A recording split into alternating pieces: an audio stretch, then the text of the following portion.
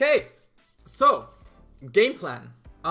In case you guys didn't notice, I talk about game plan all the time during my coaching sessions. I actually think, low-key, the main difference between a mid-level player and a high-level player is whether they have a game plan or not. That's all it is. And of course, how well they can execute on it, how great the game plan is, etc., etc. Here's the thing, right? When we get started with Smash, no one tells us what the fuck to do. When you start playing soccer or football, whatever you want to call it, you go to a club and there's a coach who tells you, hey man, if you want to become good, you do these things. But there's nothing like that for Smash. So what happens is that most people start playing and they just kind of play because that's what they hear, right? Is like, just play a lot, just practice a lot and you'll get better.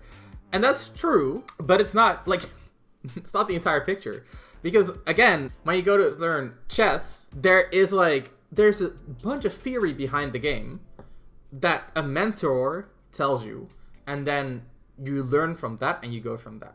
So that's kind of like the base thing to understand is that when we learn things, when we learn sports, the things we learn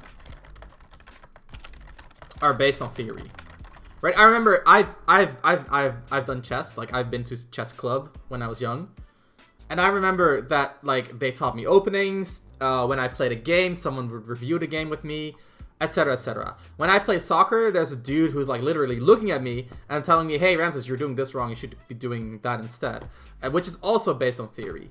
But for Smash, there's nothing like that. So a lot of people just kind of play and hope that through just throwing hours at the game, eventually it'll get good. So the idea is that when you go to a normal, when you start a normal sport, usually get taught things based on theory. In Smash, we don't get taught things based on theory. We get told to just play and practice and get good, which is bullshit. That is how people usually reach the mid-level though, is they just kind of play the game and eventually they figure out what their stronger options are because they work, not because they understand the idea behind it. And then when they can string together good options and just focus on their own reward and, get used, because, they often get there by playing bad players. And that's kind of like their mid-level. It's like, I know my strong options, so I'll use my strong options and kind of hope that it works. So that is like the mid-level. And then if you go from mid-level to high-level, the biggest difference is often the plan. So high-level players have a very structured idea of what to do. And it doesn't have to be super concrete. It doesn't have to be like, oh, if they do jump, I will specifically do this. And if they're at this range, I will adjust my option in a different way. That's not exact. That doesn't have to be it. But there should be a plan, right? There should be like a reaction ready. And that is basically why having a game plan is important. Because when we don't have a plan, we basically rely on luck. We rely on our opponents being bad enough to lose to our character. We rely on our opponent not having the knowledge to beat the things we are doing. So we need a game plan. That is why almost every coaching session that I have, we always talk about game plan. Because almost every player doesn't have a concrete game plan. And like I said, you don't need to have it super concrete, but just having it is good enough. However, what I like to teach is ways for anyone to reach a top level. And if I want to ensure that anyone reaches the top level, I'm gonna support anyone who puts as much effort in it as possible, right? So you might not have the natural predisposition, which I don't really agree with, to reach the top level, according to like general society. I feel like by focusing on these things like game plans and working them out, you can overcome those kind of disadvantages, should they exist, simply by not relying on natural talent, but instead just figuring it out. So we use game plans to basically to understand situations without having to rely on intuition. That's what it comes down to, right? So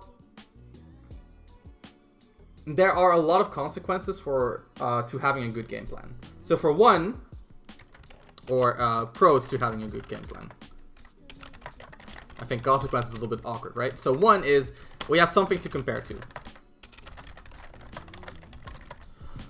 Right, so when you play and you don't have anything to compare to, it's very hard to improve. In other words, like if no one is there to show you that your ledge trap is bad, how would you know that your ledge trap is bad? Unless there is some like general knowledge that allows you to realize that. So for example, if they jump out of the corner every single time, we can self-reflect and understand that that's bad, but only because we had the knowledge that jumping out of the corner is bad. In other words, we have something to compare to. In other words, the fact that knowledge exists means that, we can reflect on it. If there's nothing to compare to, there's no way to improve. So having a plan gives you something to compare to. In other words, which basically is your knowledge, right? So your game plan should be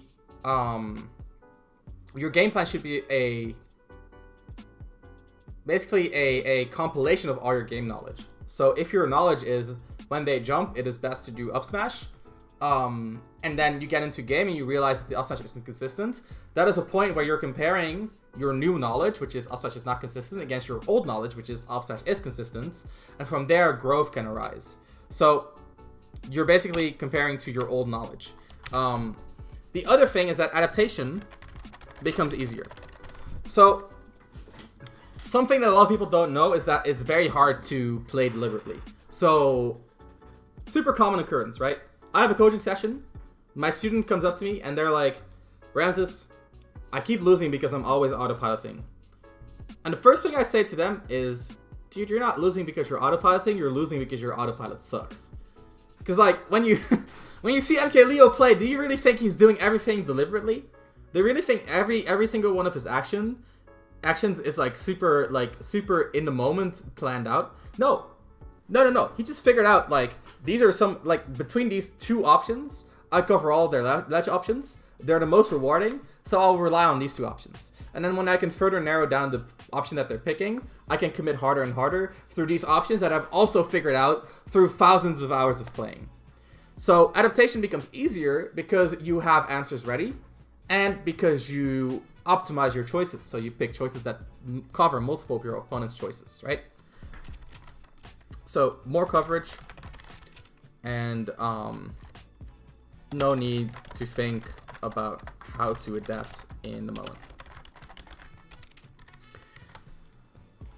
So that's all nice and dandy, but how do you create a game plan? And I think that is kind of the hardest thing for people to do, and surprisingly it's also the easiest thing to do, because the only thing you need to have a functional game plan is 2 layers of options. All I need is 2 layers of options.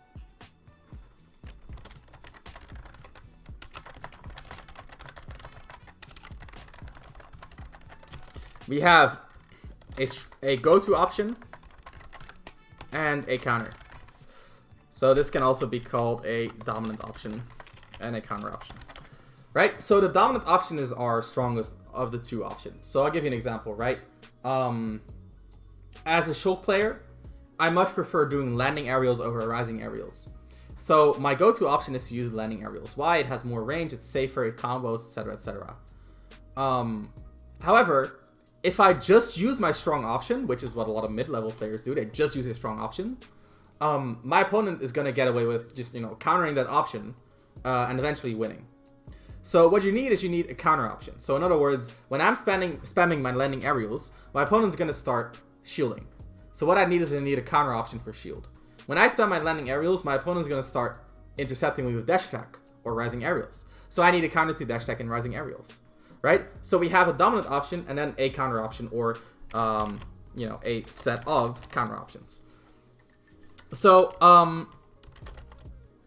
if you just have that, you have a game plan. And the nice thing is that these options, they're not just specific options, but they can also be strategies, right? So let me actually option/strategy/strategies. Yeah, I don't know how to do this with brackets, but we'll just do plural for now. Anyway, so I'll give you an example, right?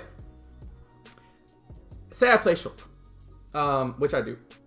I can rely on consistent coverage of my opponent.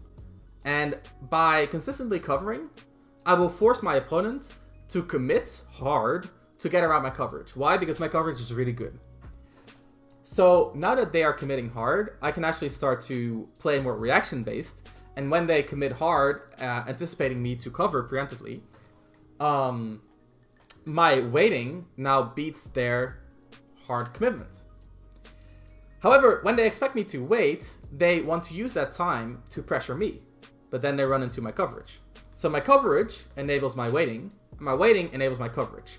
And the more I wait, the stronger my coverage becomes. And the more I cover, the stronger my waiting becomes. So they all always feed into each other. I'll give you another example. Say I'm in advantage state. I'm playing any character, right? I could try to hard call out your options and kill you at low percents for it. Or I could try to wait out your defensive option and try to reactively punish you for it. Now, the more I reactively punish you, the more you're going to try to get away with like a jump away or perhaps trying to attack me because I'm trying to react, right? And when you start to do these things, I can more easily hard call you. And the more I hard call you out, the more scared you're going to get of the hard call out. And the more scared you get, the easier I can react to your options. So as you can see, this 1-2 punch is always the basis of any game plan. And it always feeds into itself. Knowing what my dominant option is can be narrowed down to just analyzing my character. To understand a dominant option / strategy, good question, can be identified by asking yourself, which option are we both playing around? Right? So if you're playing against Inkling, and you're playing around their Becker, then the Becker is going to be their dominant option.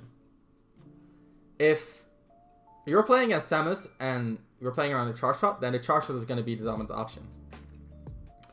If you're playing, I don't know, Chrom, and your opponent is playing around you, Chrom is going to do Rising Nair, and they're going to be playing around that Rising Nair. So the Rising Nair is the dominant option, right?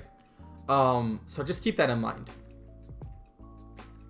So when you know what options you're playing around, you find your dominant option.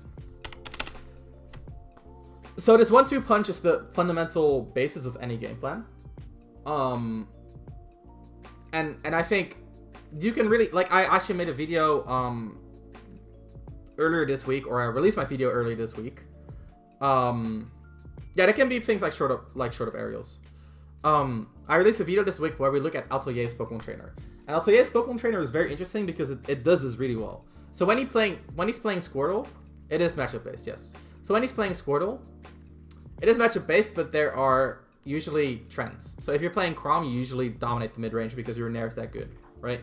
If you're playing Samus, you usually dominate if you have your charge shot charged, etc., right? So usually you only need to figure out, okay, one plan for when I have the dominant option and one plan for when they have the dominant option, okay?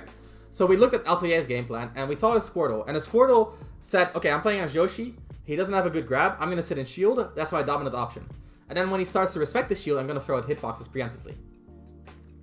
1-2 punch, and just like that, you have an entire strategy, right? His Ivysaur, he said, I'm going to wall, and if he tries to intercept, I'm going to, retreat and try to whiff punish. 1-2 punch, dominant strategy, like a very good strategy. So just understanding the 1-2 is very important. But there's a little bit more to game plan that I think people do wrong, and that is basically not dividing the situations well enough. So this is kind of a direct answer to your question, Zeden. So Zeden was in my chat a little while ago, while I was talking about neuroplasticity. And he said, I will like this because Mifra, I feel like there are so many options, it's hard to make one game plan. So here's the thing about Mifra, right? So for Mifra, Mifra has a lot of options, but there's one option that the opponent constantly has to play around, and that's their burst range, right? So for Mifra, there's actually like two situations you can divide. So Mifra has one, the situation in which they play around burst range, and then there's two, which is the situation in which you've entered close range, right? Because this is basically its own like play around like preemptive hitboxes versus burst range establishment versus waiting and whiff punishing versus like setting up on waiting, right? So you can preemptively establish your they can do a preemptive hitbox which beats your burst range establishment, but then you can wait and whiff punish the preemptive hitboxes. But then if you wait and punish, they can set up on waiting. Kind of like that. So it's actually a little bit different. We have to grab this one and put it right here. Boop. Boop. So there you go. So once you do get into your close range, it's another story entirely. So now Mithra can do things like rising aerial, landing aerial, empty land mix up.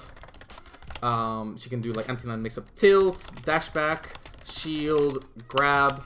She can do neutral B, timing mix up.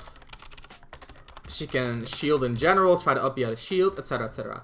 So in this situation, I would say try to find, okay, what are your strongest options, and then find a purpose for your options, right? So again, divide the situation further. So the situation could be, my opponent really likes to jump. I've seen them jump before, so I'm going to do rising aerials. The situation could be one where your opponent prefers to shield. The situation could be one where your opponent prefers to throw out their own hitbox or spot dodge. So pick an option that beats both of those. In other words, what I like to call, try to think of options in terms of move ranges. So this is a concept called ranges from Yomi, but we don't really use ranges in Smash because it already has its own meaning, so I call it move ranges. In other words, I don't try to read exactly what my opponent is doing. I think about what my opponent could be doing, and if I have an answer to that set of options. In other words, there's a range of options that they prefer, and I try to find an option to that range of options. So if their range is like shielding or spot dodging, then I find an option that beats both shielding and spot dodging. And the further, like the more options on the board, the less committal I can be. And that's why as I read my opponent, I narrow down the options that they use, and from there I get to be more punishing as I get more and more information. Let me actually read the chat.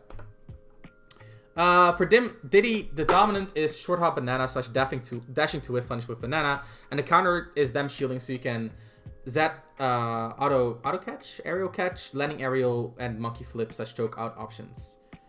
Yeah, so I think for Diddy, the issue with Diddy is that he has actually a lot of sub situations, kind of like what we're talking about with Myth right here, because whether he has banana in hand, on the ground, not in hand, it changes a lot of how he wants to play the game. And it also depends on the matchup, right? So if you're playing against someone who really likes to do landing aerials, like maybe your dominant option is sitting in shield. I actually think banana with punish is his dominant option, and it's a good one at that. What's up, Fallen? So I actually think that is his dominant option. And then from there, like if they don't want to whiff punish, they can either do so by spacing on you, which you can often pressure with banana out of shield, or if they like you can parry, or if they space away, you can try to use that time to like set up a good situation, etc., etc. We're talking about game plan. That's what we're doing. So dividing situation is a very important aspect of creating a good game plan. There's one final thing I want to talk about, but I quickly forgot.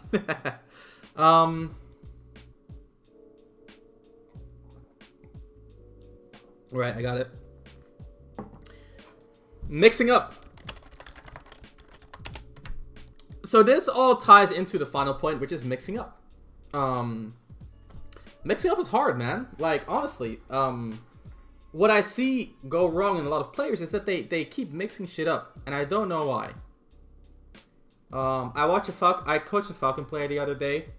I'm not gonna say his name, and he would just like space Beckers and beat his opponents, and then he would just like randomly try to dash grab, and I was like, why would you do that? And he was like, well, I thought he would shield, but do you need to? Right? You are winning with just using Beckers. In other words, an important aspect of game plan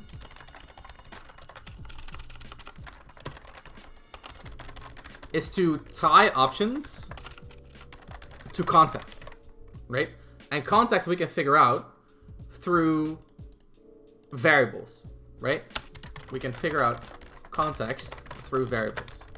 So a variable could be anything, right? It can be, do they like to jump? Can they punish my landing nair on parry? Do they or like are they vulnerable to ledge slip, right? Anything. It can be a habit, it can be a weakness, it can be a resource, right? Do I have banana? It can banana. Banana. It can be anything.